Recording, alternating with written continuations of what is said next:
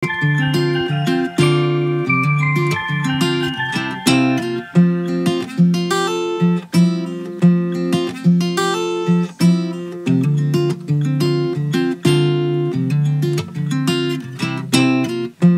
கிச்சனை சப்ஸ்கிரைப் பண்ணாதவங்க சப்ஸ்கிரைப் பட்டனை ப்ரெஸ் பண்ணுங்க. உடனுக்குடனே அப்டேட் வேணும்னா பக்கத்தில் இருக்க பெல் பட்டனை மறக்காம ப்ரெஸ் பண்ணிக்கோங்க. ராகி தோசை செய்கிறதுக்கு தேவையான பொருட்கள் பார்த்தீங்க அப்படின்னா, நான் இன்னைக்கு 1 கப் அளவுள்ள உருட்டு உளுத்தம் பருப்பை எடுத்து நல்லா ஒரு 4 மணி நேரம் ஊற வச்சு எடுத்து வச்சுக்கோங்க. 1 கப் உருட்டு உளுத்தம் பருப்புக்கு 1 கப் அளவுள்ள ராகி மாவு எடுத்தீங்கன்னா சரியாக இருக்கும். நான் இன்றைக்கி வீட்டில் அரைச்ச மாவு தான் எடுத்திருக்கேன். கடையிலனா அதை கூட நீங்கள் யூஸ் பண்ணிக்கலாம். 1 கப் அளவுள்ள கீரை, எந்த கீரையாக இருந்தாலும் பசலைக்கீரை, முருங்கைக்கீரை இல்லை கொத்தமல்லி தழை கூட நீங்கள் ஆட் பண்ணிங்கன்னா நல்ல ஒரு ஃப்ளேவர் கிடைக்கும். ஒரு பெரிய வெங்காயத்தை இந்த மாதிரி பொடியாக நறுக்கி எடுத்து வச்சுக்கலாம். கருவேப்பிலை கொஞ்சம் எடுத்து இந்த மாதிரி நறுக்கி எடுத்து வச்சுக்கோங்க. நான் இன்றைக்கி மிளகு ஒரு டேபிள் ஸ்பூன் எடுத்து இந்த மாதிரி நுணுக்கி எடுத்து வச்சுருக்கேன். நான் 1 டேபிள் ஸ்பூன் சீரகம், உப்பு தேவையான அளவு, எண்ணெய் நம்ம தோசைக்கு தேவையான அளவு, இது எல்லாம் தான் நம்ம இன்றைக்கி ராகி தோசை செய்கிறதுக்கு தேவையான பொருட்கள். இதை வச்சு நம்ம இப்போ எப்படி செய்யலாங்கிறத பார்க்கலாம். நம்ம ஊற வச்ச உளுந்தை மிக்சியில், அப்படி இல்லைன்னா நம்ம எடுத்த சின்ன கிரைண்டர் எதாவது வச்சுருந்திங்கன்னா கிரைண்டரில் போட்டு நம்ம தோசை இட்லிக்கு எப்படி உளுந்தை அரைப்போமோ அதே கன்சிஸ்டன்சிக்கு தான் அரைக்கணும். இதை தெரியாதவங்களுக்காக நான் இதை சொல்கிறேன். மாவு நல்லா ஊற வச்சு அரைக்கிறப்ப பார்த்தீங்க அப்படின்னா நல்ல மாவு நம்ம போட்டிருக்கிறது நல்லா அரைச்சதுக்கப்புறம் பார்த்தீங்கன்னா நல்லா பொதுன்னு பஞ்சு மாதிரி நல்லா பொங்கி மேலே இருக்கும். அந்த அளவுக்கு நைஸாக நம்ம தொட்டாலே பார்த்தீங்கன்னா பஞ்சு தொடுற அளவுக்கு இருக்கணும். ஈவன் நம்ம வடைக்கு எப்படி மாவாட்டுவோமோ அதே மாதிரி தான் இந்த கன்சிஸ்டன்சியில் நீங்கள் மாவை நைஸாக அரைச்சி எடுத்து வச்சுக்கோங்க. மேக்ஸிமம் பார்த்தீங்கன்னா 1 கப் மாவு கிரைண்டரில் ஆட்டினதுக்கு ஒரு 20 நிமிஷம் ஆட்டினீங்கன்னா இந்த இதுக்கு வரும். இப்போ இதுக்கு தேவையான அளவு உப்பு போட்டு இதை பெசரி வச்சுக்கலாம்.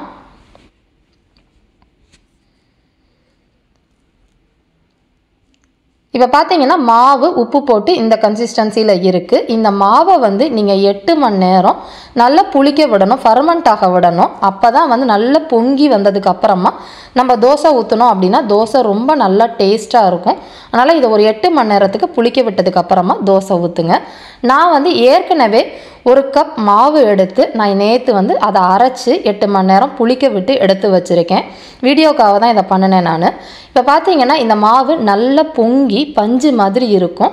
கரண்டியை விட்டு நல்லா பார்த்தீங்க அப்படின்னா உள்ள நொர பொங்கி இந்த மாதிரி ஃபர்மெண்ட் ஆகி இருக்கணும். அப்போ தான் நம்ம ஊற்றுற தோசை நல்ல ஒரு சாஃப்டாகவும் இருக்கும். அதே மாதிரி மெல்லிஸாக ஊற்றுறப்ப கிறிஸ்பியாகவும் இருக்கும். இதுதான் இதோட மெயின் ட்ரிக்கே. அதனால் நல்லா மாவை புளிக்க விட்டுருங்க. இப்போ நம்ம மிக்ஸ் பண்ண மாவில் நம்ம எடுத்து வச்ச மற்ற ஜாமான்கள் சீரகத்தை போட்டுடலாம். அதே மாதிரி மிளகை நீங்கள் காரம் பசங்களுக்கு கொடுக்க போகிறீங்க அப்படின்னா கம்மியாக போட்டுக்கோங்க. நான் இன்றைக்கி இதில் ஒரு 2 டேபிள் ஸ்பூன் அளவுக்கு இடித்த மிளகை நான் போட்டிருக்கேன். நான் இது நல்ல ஒரு ஃப்ளேவர் கொடுக்கும் அதுக்கு நம்ம சாப்பிட்றப்ப. அதே மாதிரி நான் ஒரு வெங்காயத்தை இந்த மாதிரி பொடியாக நறுக்கி அதையும் இதில் ஆட் பண்ணிக்கலாம். கருவேப்பிலையும் அதிலேயே ஆட் பண்ணிக்கோங்க.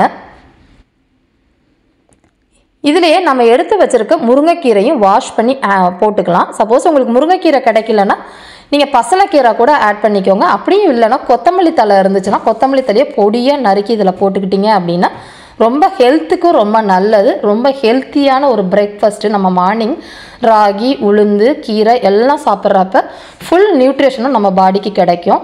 இப்போ நான் ராகியை மாவை அப்படியே போட போகிறது கிடையாது.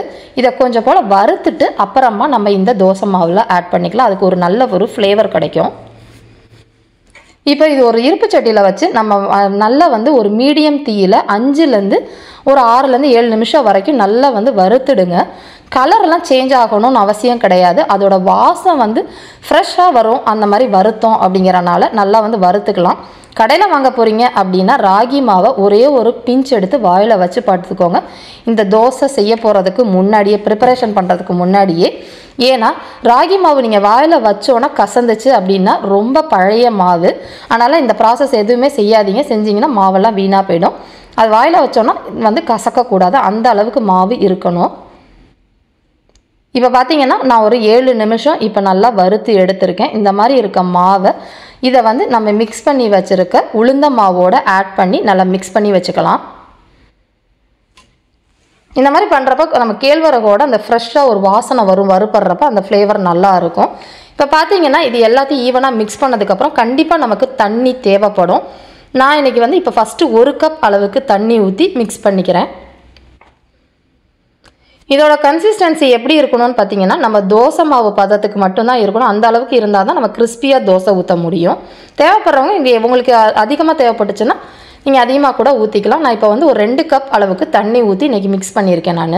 இப்போ இந்த கன்சிஸ்டன்சியில் இருக்குது. இதை வந்து ஒரு 10 நிமிஷத்துக்கு அப்படியே கொஞ்சம் நேரம் வச்சுட்டு அதுக்கப்புறமா நம்ம தோசை ஊற்றிக்கலாம். ஏன்னா நம்ம ராகி மாவு மற்ற சாமான்களோடு நல்லா ஊறிக்கும்.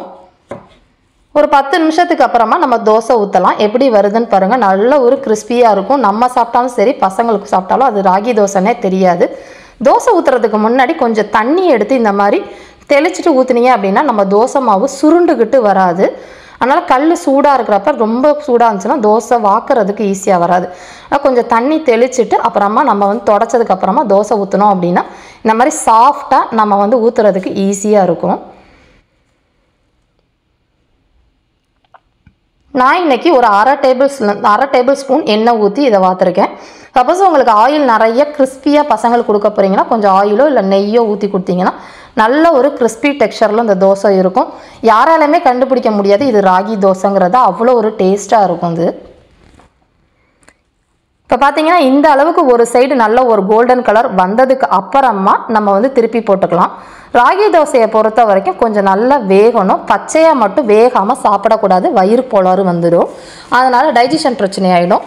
அதனால் ஃபஸ்ட்டு நல்லா இந்த மாதிரி வேக வச்சுட்டு அப்புறமா நம்ம சாப்பிடலாம்.